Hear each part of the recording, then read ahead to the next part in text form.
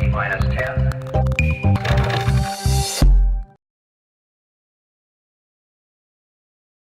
One of the talks that had a great impact on me was the talk, The Power of Introverts.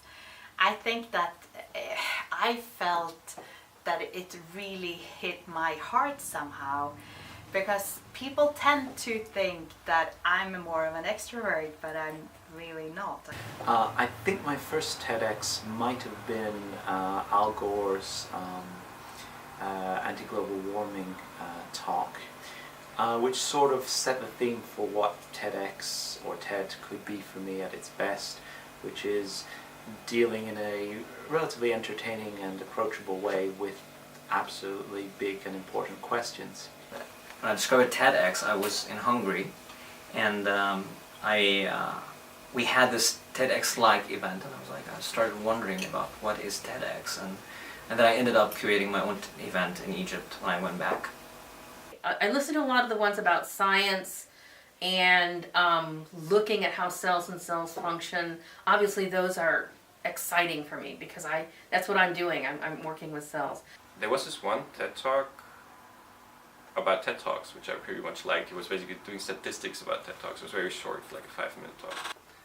The first time I came across TED was at university, and some students started to show TED Talks in between lectures. And this was really great because it gave a new perspective to what we were learning all day, which was really focused on engineering. I believe Pinker had a TED Talk about how basically war is on the great decline, and we're living through the most recent decades have been the most peaceful in human history by quite a long way. I got connected to TED Talks in Kenya, which in 2009, which also shows how big the spread is. I also got very inspired by a talk by Esther Perel. I think it was called Mating in Captivity.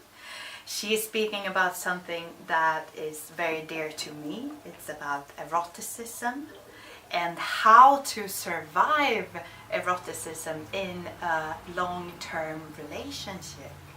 The deliberately entertaining rather than technical presentation of it allows you to grasp the whole question very quickly and see if you want to move on with it. Okay, so one or two talks I really like is one about the paradox of choice and how more choices are actually making us less happy because we could have made better decisions, right? Could have made better decisions given all the information that we had. I thought it was really brilliant. So the answer is not always more options, but sometimes it's less options.